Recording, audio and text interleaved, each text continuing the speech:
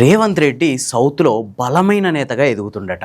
వాస్తవానికి రేవంత్ రెడ్డికి తెలంగాణలోనే సొంత పార్టీ నేతల నుంచే పెద్దగా ఆదరణ కరువు అయింది, వాళ్ళ సపోర్ట్ లేదు అని చెప్పి చాలామంది చెప్తున్నారు పొలిటికల్ సర్కిళ్ళల్లో. అది కొంతవరకు నిజమే అని కూడా అనిపిస్తుంది. ఎందుకంటే రీసెంట్గా జరిగిన 4-5 ఇష్యూస్ రేవంత్ రెడ్డి మీద ప్రతిపక్షాలు చేస్తున్న ఆరోపణల్ని ఖండించడానికి ఏ సీనియర్ నేత కానీ మంత్రి కానీ ముందుకు రావట్లేదు. ఎంతసేపు రేవంత్ రెడ్డి ఆయన మీద పడ్డబుడదని ఆయనే గడుక్కోవాల్సిన పరిస్థితి ఉంది. అయితే ఒకవైపు తెలంగాణలో పరిస్థితి ఇట్లుంటే దక్షిణ భారతదేశంలో మాత్రం ఆయనకు రోజు రోజుకి ఫాలోయింగ్ పెరిగిపోతుందట.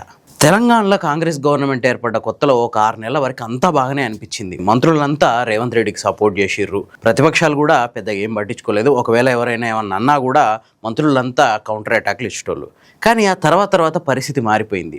సీనియర్లకి రేవంత్ రెడ్డి పోకడ నచ్చట్లేదు. వాళ్ళు ఎంతసేపు మేము ఒరిజినల్ కాంగ్రెస్, రేవంత్ రెడ్డి బయట నుంచి వచ్చిన వ్యక్తి అన్న ఉద్దేశంతో ఉన్నారు. అంతేకాదు చాలాసార్లు ముఖ్యమంత్రి చేస్తున్న పనులు కూడా అంటే పరోక్షంగా టీడీపీని, చంద్రబాబు నాయుడిని పొగడడం, బీజేపీ నేతలతో అంటగాగినట్టు ఉండడం, వీటన్నిటి వల్ల ఒరిజినల్ కాంగ్రెస్ నేతలకు ఎక్కడో మండుతున్నట్టు ఉండేది. దానివల్ల వీళ్ళంతా రోజు రోజుకి ఆయన నుంచి దూరం జరగడం స్టార్ట్ అయింది. అదే టైంలో కొద్దిమంది ఒరిజినల్ కాంగ్రెస్ నేతలు అంటే ఆ పార్టీలో ఉన్న సీనియర్లు, ఎప్పటి నుంచో కాంగ్రెస్ని అంటిపెట్టుకున్న వాళ్ళు రాహుల్ గాంధీకి కంప్లైంట్ల మీద కంప్లైంట్లు పంపించారట. రోజు రోజుకి ఈయన పరిస్థితి మారిపోతుంది.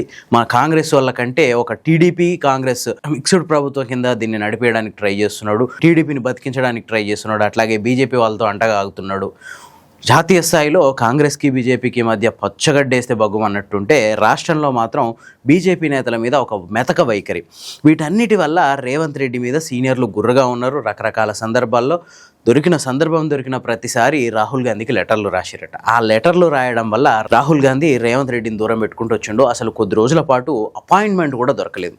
చాలాసార్లు రాహుల్ గాంధీని కలవడం కోసం ఢిల్లీ దాకా పోయి అక్కడ ఆయన అపాయింట్మెంట్ ఇవ్వకపోవడంతో ఆయనని కలవకుండానే ఉత్త చేతులతో ఆయనకు తిరిగి వచ్చిన సందర్భాలు కూడా ఉన్నాయట. అదే రేవంత్ రెడ్డిలో ఒక తపనను రెచ్చగొట్టింది. ఎట్లనైనా నన్ను ఎవరూ కదల్పలేని స్థితికి నేను చేరుకోవాలి అనే ఆలోచన ఆయనకు రోజు రోజుకి పెరిగిపోయిందట. దానికి అనుగుణంగానే ఆయన అడుగులేయడం స్టార్ట్ చేసిండు. ఫస్ట్ కేరళ ఎలక్షన్స్ సందర్భంగా కేరళని తన కార్యస్థలంగా మార్చుకున్నారు. కేరళ ఎలక్షన్స్ జరిగే టైంలో ఆయనది బిగ్ టీవీ, తెలంగాణలో ఆయన బిగ్ టీవీ ప్రసారాల గురించి అందరికీ తెలుసు. ఆ బిగ్ టీవీని ఇక్కడున్న మ్యాన్ పవర్ని కట్ చేసి, ఇక్కడ జర్నలిస్ట్ని కుదించి, ఇక్కడ ఖర్చులు తగ్గించుకొని రకరకాల కోతలు పెట్టి ఇక్కడ ఆ బిగ్ టీవీని కేరళలో కూడా మలయాళం వర్షన్లో స్టార్ట్ చేసిర్రు. అది అక్కడ మంచిగా నడుస్తుంది కూడా. సో దాన్ని కేరళ ఎలక్షన్స్ టైంలో కాంగ్రెస్కి అనుకూలంగా ప్రచారం చేయడంలో ఆయన చాలా ఫ్యాన్ బేస్ని సంపాదించుకున్నాడట కేరళలో. చాలా దగ్గర 140కి పైగా సభల్లో పాల్గొన్నాడు కేరళ ఎలక్షన్స్లో.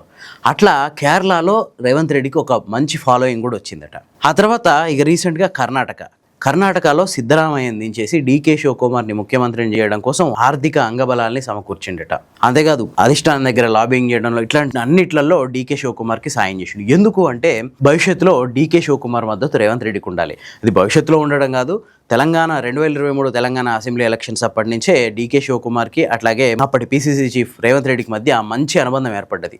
తెలంగాణ ఎలక్షన్స్కి కావాల్సిన డబ్బంతా కర్ణాటక నుంచే వచ్చింది. అప్పట్లో కాంగ్రెస్ పార్టీకి కర్ణాటక నుంచి పెద్ద ఎత్తున నిధులు వచ్చినాయి అని చెప్పి కూడా అనుకుంటారు. అప్పటి నుంచే వీళ్ళిద్దరి మధ్య ఒక మంచి స్నేహం ఉంది. ఇప్పుడు డీకే శివకుమార్ని ఆ పీఠం మీదకి ఎక్కించడంలో కూడా రేవంత్ రెడ్డి కృషి ఉంది అంటున్నారు. దీనివల్ల రేవంత్ రెడ్డికి కలిగే లాభం ఏంటంటే భవిష్యత్తులో అంటే రేవంత్ రెడ్డిని ఎవరు టచ్ చేయడానికి అంటే ఒక ముఖ్యమైన నేత అటు కేరళలో పట్టు సంపాదిస్తున్నాడు, నెక్స్ట్ ఇప్పుడు కర్ణాటకలో డీకే శివకుమార్ మద్దతు ఉంటుంది. ఇవన్నీ ఆయనకు భవిష్యత్తు రాజకీయాల కోసం పనికొచ్చాయి. అట్లనే ఇక ఏపీ విషయం అయితే మనం చెప్పాల్సిన అవసరం లేదు. ఎందుకంటే ఏపీ ముఖ్యమంత్రి చంద్రబాబు నాయుడుకి రేవంత్ రెడ్డికి ఉన్న అవినాభావ సంబంధం మనందరికీ తెలిసిందే. ఒక మంచి సంబంధం ఉంది వీళ్ళిద్దరి మధ్యలో. అంతేకాదు 2023 అసెంబ్లీ ఎలక్షన్స్లో వ్యూహాత్మకంగా టీడీపీ పక్కకు తప్పుకుంది. దానివల్ల ప్రభుత్వ వ్యతిరేకత ఓటు అంతా కాంగ్రెస్కి పడి కాంగ్రెస్ 64 సీట్లతో విజయం సాధించడానికి ఉపయోగపడ్డది. దాదాపు టీడీపీ క్యాడర్ అంతా పచ్చ జెండాలు పట్టుకొని మరి కాంగ్రెస్కి సపోర్ట్ చేసినాయి. ఏ కాంగ్రెస్ పార్టీకి వ్యతిరేకంగా టీడీపీని స్థాపించారో అదే టీడీపీ కాంగ్రెస్కి సపోర్ట్ చేసే పరిస్థితి. దీనికి ఉన్న కారణం ఒకే ఒకటి, చంద్రబాబు నాయుడు రేవంత్ రెడ్డి మధ్య ఉన్న వ్యక్తిగత సత్సంబంధాలు. 2023లో కాంగ్రెస్ పార్టీ అధికారంలోకి వచ్చిన తర్వాత కూడా టీడీపీని విపరీతంగా పొగుడుతూనే ఉంటాడు. అంతేకాదు టీడీపీకి ఏం కావాలో అది చేసి పెట్టడానికి సిద్ధంగా ఉన్నాడు. చంద్రబాబు నాయుడుకి వ్యతిరేకంగా ఏ రోజు మాట్లాడలేదు. దానివల్ల ఏపీలో కూడా ఒక మంచి ఫ్యాన్ బేస్ క్రియేట్ అయింది రేవంత్ రెడ్డికి. అంటే చంద్రబాబు నాయుడు ఫాలోవర్స్ అంతా ఇప్పుడు రేవంత్ రెడ్డికి అభిమానుల కింద మారిపోయారు. ఎందుకంటే చంద్రబాబు నాయుడుకి రేవంత్ రెడ్డి వీరాభిమాని కాబట్టి. సో ఇట్లా దక్షిణ భారతదేశంలో 5 రాష్ట్రాలు ఉంటాయి. కేరళ, తమిళనాడు, కర్ణాటక, ఆంధ్రప్రదేశ్, తెలంగాణ. ఈ 5 రాష్ట్రాలు ఉంటే 4 రాష్ట్రాల్లో మంచి ఫ్యాన్ బేస్ని అట్లాగే మంచి ఫాలోయింగ్ని సంపాదించుకున్నాడట రేవంత్ రెడ్డి. భవిష్యత్తులో దేశంలో కాంగ్రెస్ పార్టీ అధికారంలోకి వచ్చినా ఈ చరిష్మాని మొత్తం ఉపయోగించి తన భవిష్యత్ రాజకీయం కోసం జాతీయ స్థాయిలో చక్రం తిప్పడానికి బ్యాక్గ్రౌండ్ మొత్తం సెట్ చేసి పెట్టుకుంటున్నాడు అనమాట. మరి ఈ అనాలిసిస్తో మీరు ఏకీభవించినట్లయితే లైక్ కొట్టండి, లేదంటే ఎందుకు కాదనుకుంటున్నారో కామెంట్స్లో చెప్పండి. ది ఫోర్త్ ఎస్టేట్ ఛానల్ని సబ్స్క్రైబ్ చేసుకోవడం మర్చిపోవద్దు.